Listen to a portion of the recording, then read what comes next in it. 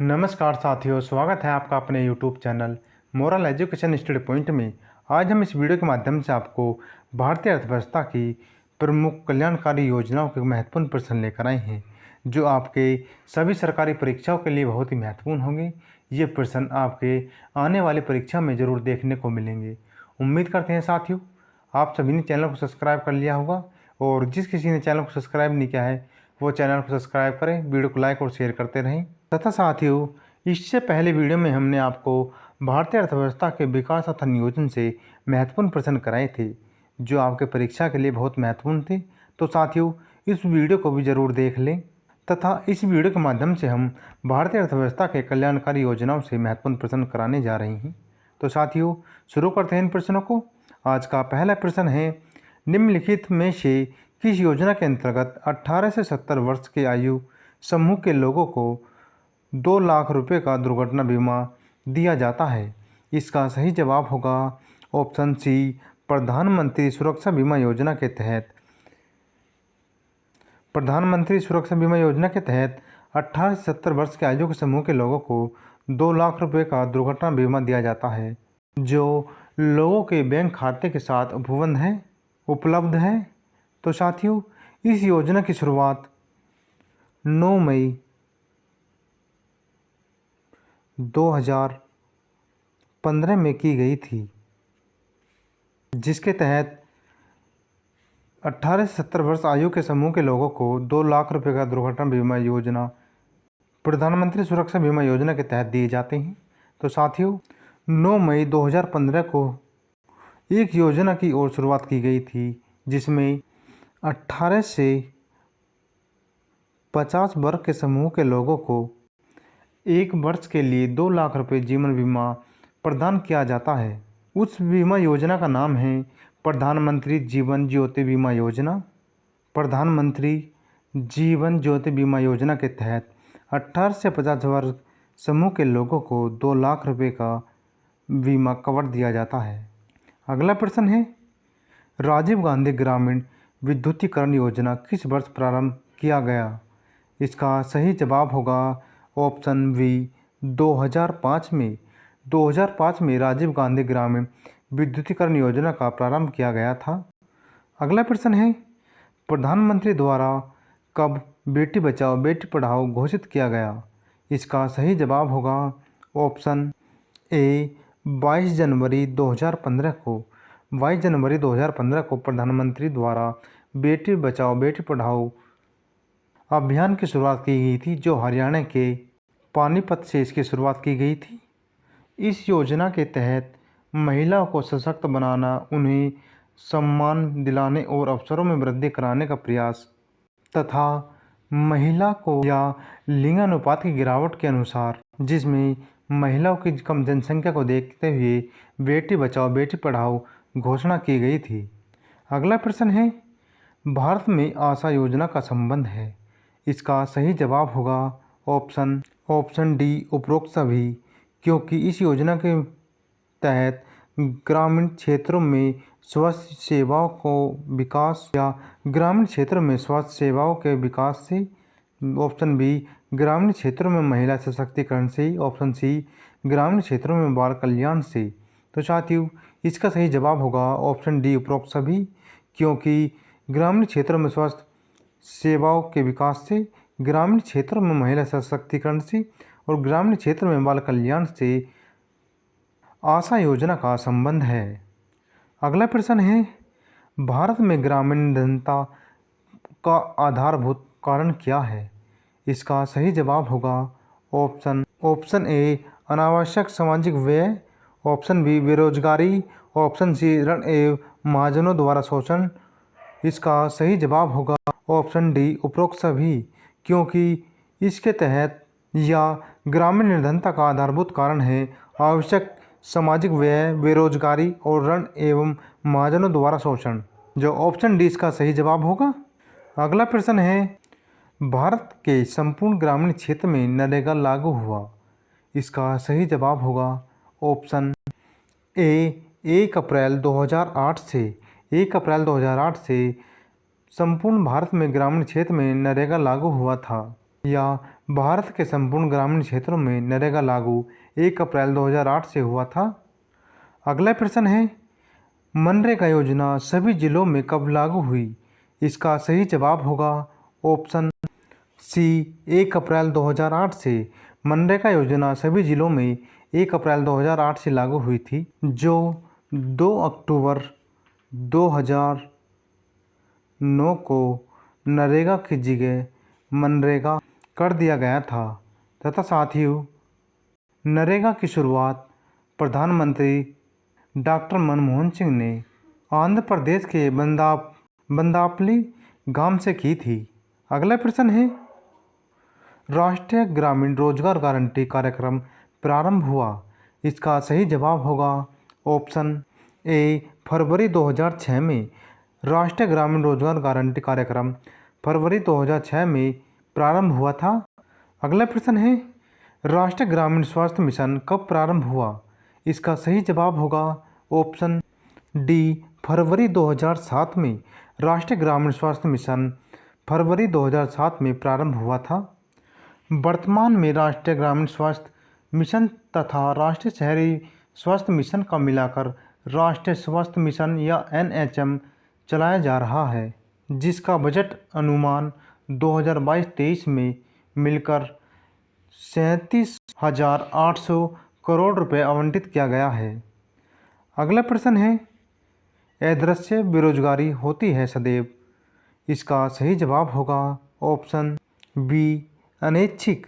अदृश्य बेरोजगारी सदैव अनैच्छिक होती है।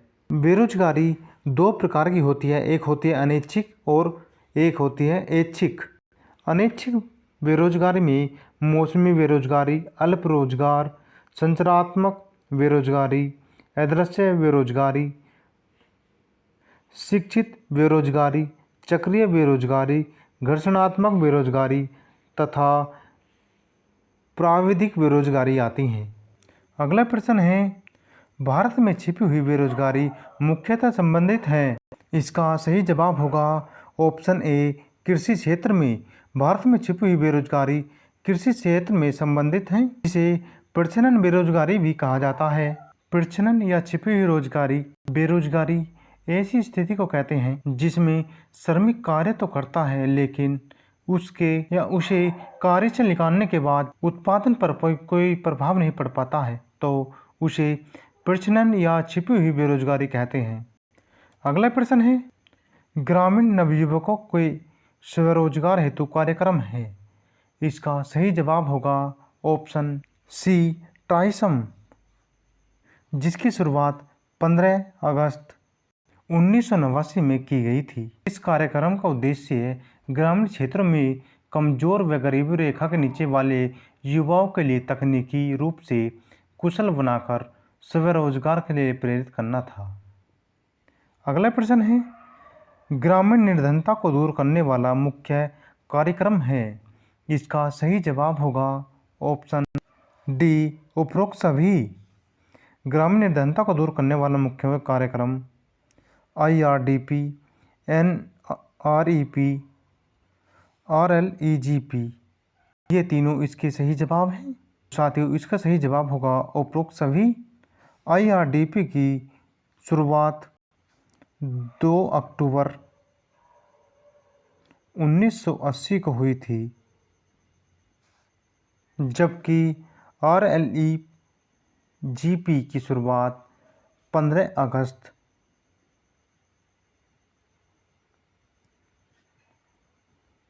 1983 को की गई थी, जबकि NREP की शुरुआत वर्ष अप्रैल 1999 में, NREP की शुरुआत वर्ष अक्टूबर 1980 में ही हुई थी।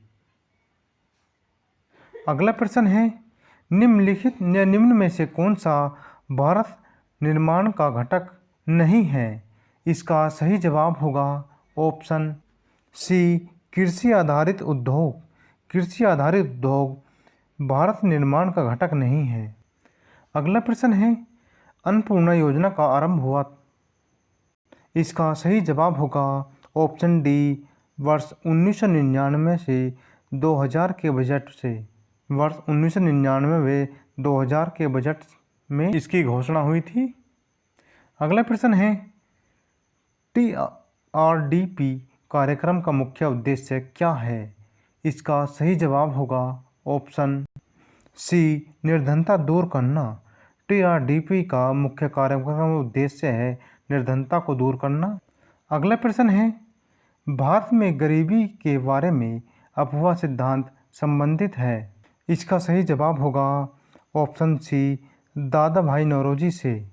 अफवाह सिद्धांत का संबंध दादा भाई नौरोजी से है। अफवाह सिद्धांत को धन के बहिर्गमन का सिद्धांत भी कहते हैं, जिसका प्रतिपादन दादा भाई नौरोजी ने किया था। अगला प्रश्न है, 2011-12 में भारत में गरीबी की रेखा से नीचे कितने प्रतिशत जनता थी? इसका सही जवाब होगा ऑप्शन डी, 21.9%। 21.9% 11-12 में या वर्ष 2011-12 में भारत में गरीबी रेखा से नीचे जनसंख्या 21.9% थी। अगला प्रश्न है, गिनी गुणांक एक मापक है। इसका सही जवाब होगा ऑप्शन डी, वाणिज्य बैंकों में द्वितीयक जमा का प्राथमिक जमा से अनुपात। गिनी गुणांक का एक मापक है जो वाणिज्य बैंकों में द्वितीयक जमा का प्राथमिक जमा से अनुपात होता है। गिनी गुणांक देश में आय वितरण की समानता या असमानता का एक मापक है। अगला प्रश्न है, वितरण की असमानता जानने की प्रचलित माप है। इसका सही जवाब होगा ऑप्शन सी, गिनी गुणांक। गिनी गुणांक जो कि वितरण की असमानता जानने की प्रचलित माप है। साथियों, इस प्रश्न में थोड़ी सी मिसप्रिंट हो गई थी जो टाइपर ने कर दी थी, तो हमने इसे सही कर दिया है। तो साथियों, इसका सही जवाब होगा ऑप्शन सी, गिनी गुणांक। अगला प्रश्न है, भारत सरकार के आवास और शहरी गरीबी उन्मूलन मंत्रालय द्वारा स्वर्ण जयंती शहरी रोजगार योजना का पुनर्गठन किस योजना के रूप में किया गया? इसका सही जवाब होगा ऑप्शन ए, दीनदयाल अंत्योदय योजना के रूप में, जो वर्ष 2014 में किया गया था। अगला प्रश्न है, भारत में किस जगह से काम के बदले अनाज योजना का शुभारंभ प्रधानमंत्री मनमोहन सिंह द्वारा किया गया? इसका सही जवाब होगा ऑप्शन बी, अलूर आंध्र प्रदेश से। अलूर आंध्र प्रदेश से भारत में काम के बदले अनाज योजना का शुभारंभ प्रधानमंत्री मनमोहन सिंह द्वारा किया गया था, जो 14 नवंबर 2004 में इसकी शुरुआत की गई थी, जो 150 से अधिक जिलों में की गई थी, जिसका मुख्य उद्देश्य पूरक रोजगार सृजित करना था।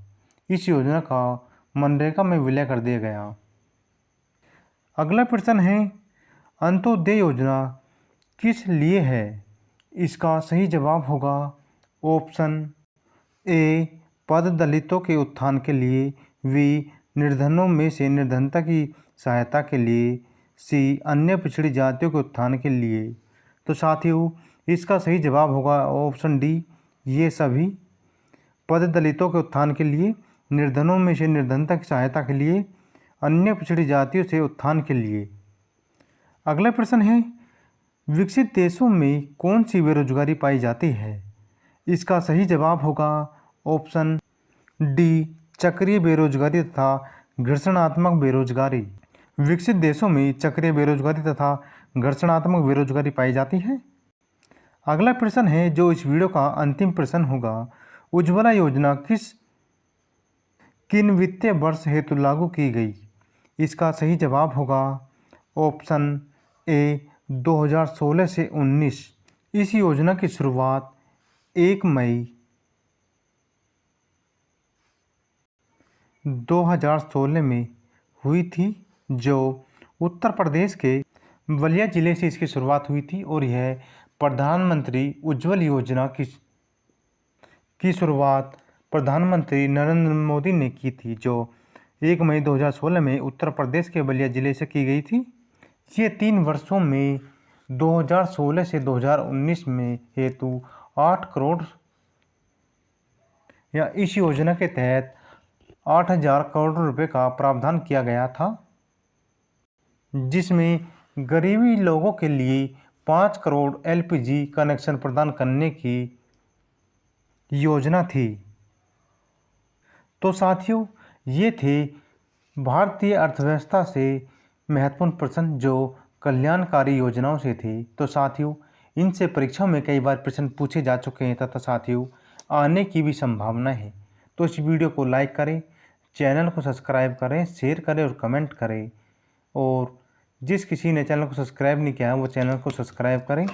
जय हिंद साथियों।